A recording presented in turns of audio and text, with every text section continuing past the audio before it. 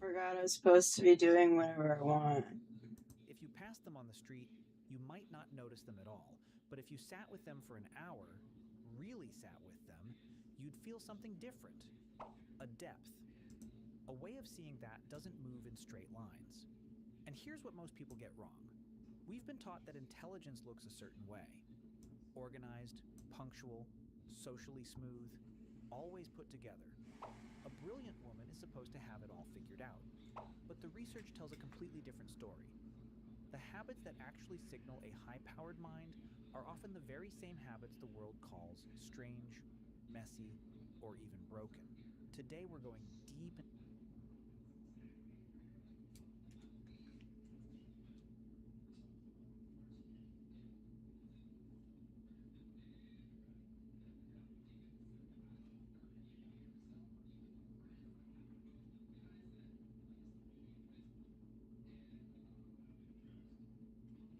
Oh my god.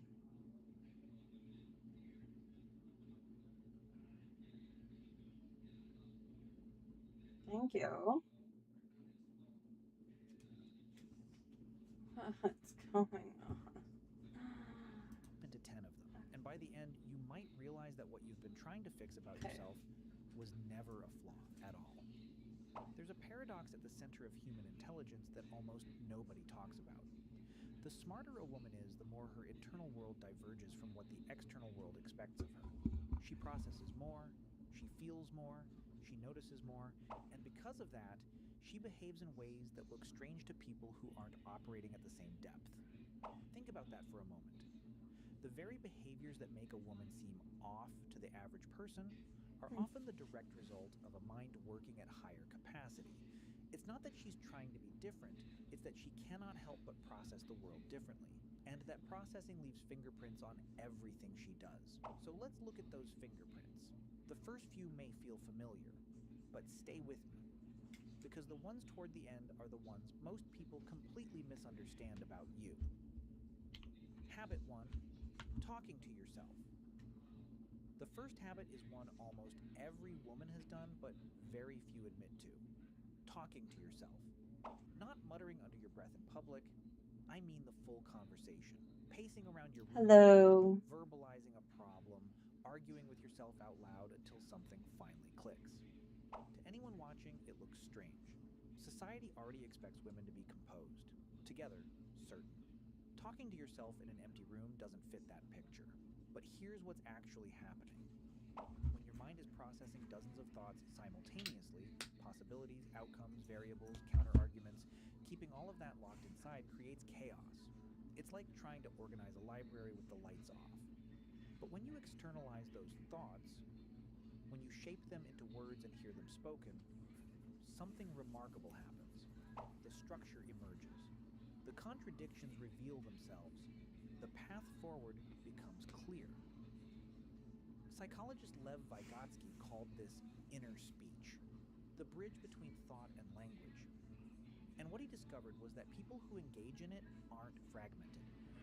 They're organizing complexity that most people never attempt to process in the first place. You're not talking to yourself because you're alone. You're talking to yourself because your mind is too active to keep silent.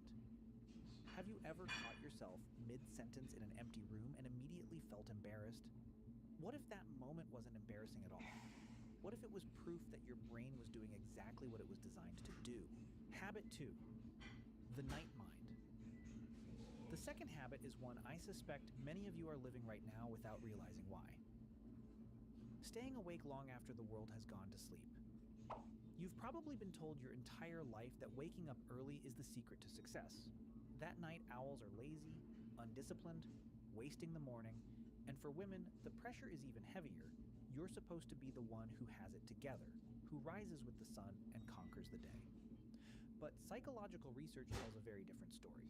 Studies on circadian rhythms and intelligence have repeatedly found that people with higher cognitive ability tend to gravitate toward later sleep schedules. I'm doing a day trip with my friend, It's not poor habits. and he completely forgot that it's his It's kind of birthday the day silence that only before. exists between midnight and 4 in the I'm morning. like, you dingus. Notifications stop.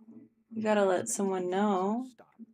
The roles you play all day, the listener, the Fixer, It's the just one who a holds space friend for who I you, could like finally falls hang out apart. and talk with, And in that but silence, a highly I'm not intelligent mind finally has I'm not one into more him like focus that. point. During the day, your attention is being pulled in 100 directions by work, by relationships, by the endless emotional labor of simply moving through the world as a woman. But at night, your mind can descend into the depths it's been craving all day. That's when the ideas come. That's when the connections form. That's when you finally understand something you've been circling for weeks. This is an You're no example of longer me dreaming wanting at 2 something, a.m. not knowing how to do You're the it, kind of woman whose and mind just refuses to shut figuring off it until out. it's had the space to actually think. Habit 3, the messy genius. Here's one that will immediately make some of you feel seen. A scattered room, a messy desk, clutter that seems chaotic to anyone looking in. And a quiet shame you've carried about it for years. Women especially are judged for this. A messy woman is somehow a moral failure, disorganized, overwhelmed, not keeping up.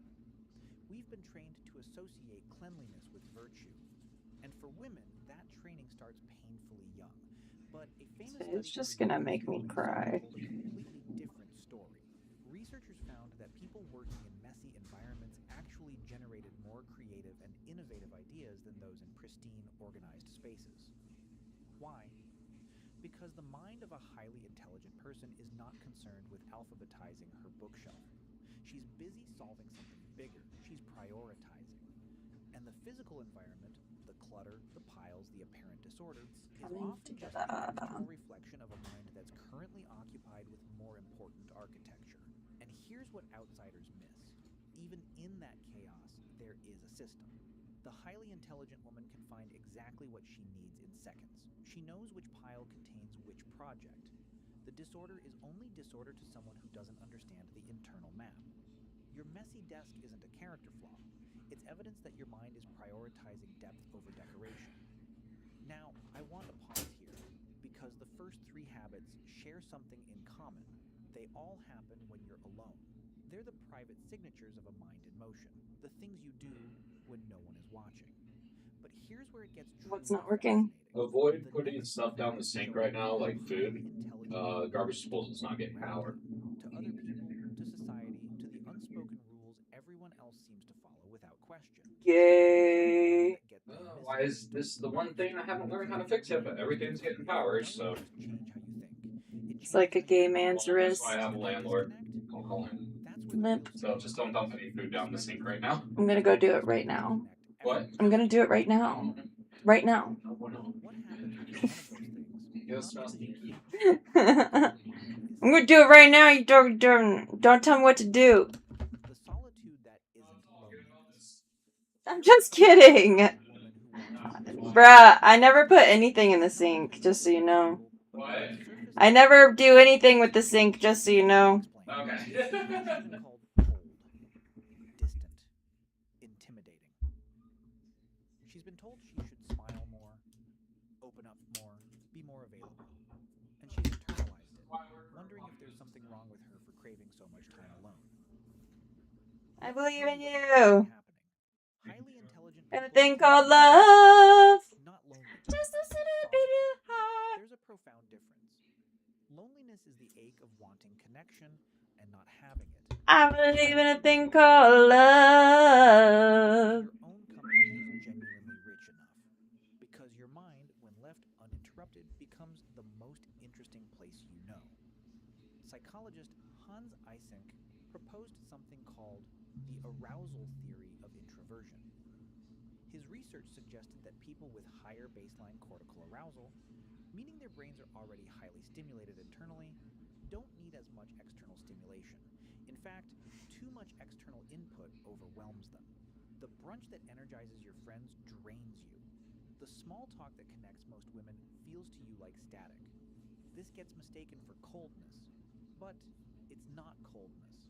It's a mind that's already running at full capacity, and it protects that capacity by choosing depth over frequency. One meaningful conversation over 100 shallow ones. 1 hour of true connection over an entire weekend of pleasant emptiness. If you've ever been called distant when you were simply full, This one's for you. Habit 5 and 6. Forgetting small things plus questioning everything. Two habits that often travel together: forgetting the small things and questioning the big ones. First, the forgetting. You lose your keys. You walk into a room and forget why. You're wearing your glasses while frantically searching for your glasses. You forget to reply to a text for 3 days, and people around you tease you. Or worse, they assume you're scattered, flaky, not paying attention.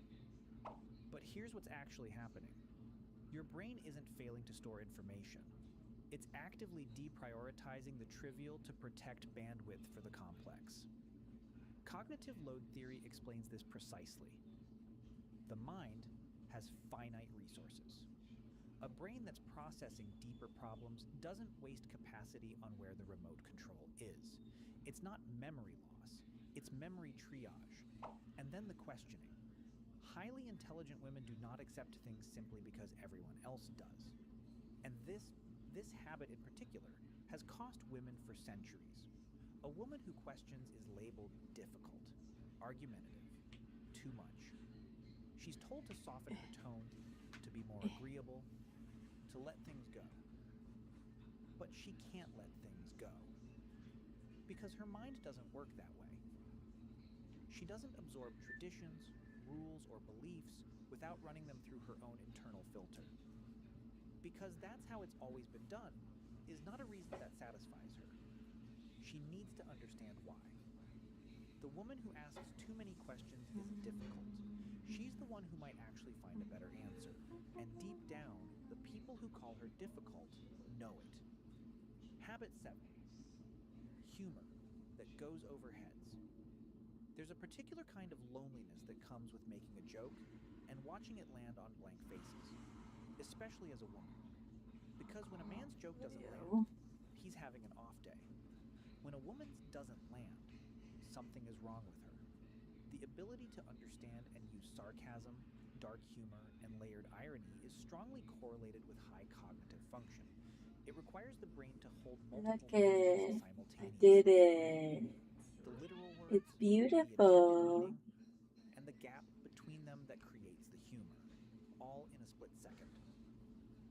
Highly intelligent women often find themselves in this strange position. Their humor is too quick, too layered, too subtle.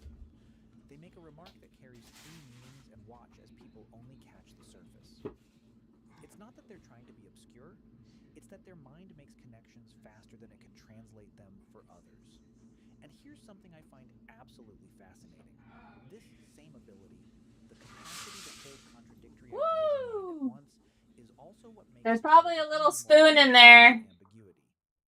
With not having clean answers, with sitting in the gray areas that make most people uncomfortable, their humor and their wisdom come from the same source. Habit 8 and 9. Overthinking plus procrastination. The twin burdens. That didn't sound good. Until this point, most of the habits I've described might sound almost romantic. The late nights, the solitude, the depth. But now we enter The territory basketball's that's gonna hard work. to romanticize. Because these next 2 habits are the ones Yes. that actually hurt. And procrastination. The twin burdens of the intelligent mind, and for women, they carry an extra weight. Because here's what nobody Actually, no. A I highly think the intelligent woman doesn't just Joshua took them all. Really don't feel like She reaching in there overthinks barehanded, her honestly. her decisions. Okay, Her well, it tone, has the power email now. she sent It 3 just days sounds ago. like a fucking. She I think there's a little rereads spoon her in there. Is there a spoon in Did I there? say too Probably. much? It sounded like it. I was looking for it, Did but I sound arrogant? Too soft? She has learned, often painfully, that the world judges women on delivery, not just content, and so her mind runs every scenario before, during, and after. Daniel Kahneman's research on dual process theory showed that highly analytical minds default to what he called slow thinking. Deliberate, What? exhaustive, systematic. It's thorough. It catches what others miss, but it's also Okay, advanced. cool. And when See? you pair that with the social hypervigilance Let her people rip. develop, you get a it mind sounds like the capable of blade is multiple loose. Like, modes. And then yeah. procrastination. Highly intelligent women often delay not from got this, They dude. just want to complete the task. They want to complete it perfectly. And the gap between what they can currently produce and what they can envision is so wide that starting to feel Sounds impossible. terrible. They stink. They refine internally, sometimes for so long that the deadline arrives before the courage to begin. This is not laziness. This is the weight of a mind that sees the ideal version of everything and struggles to accept anything less. If you've ever beaten yourself up for this pattern, Proud of you, buddy. I want you to hear something. The same mechanism that I makes don't you know where freeze he's before starting Proud of is ya. the mechanism that, once you do start, produces work that others can't match. The challenge isn't that your mind is broken. The challenge is learning to bypass the perfectionism long enough to get moving. Habit 10, the daydreamer's mind. And finally, the 10th habit, disappearing into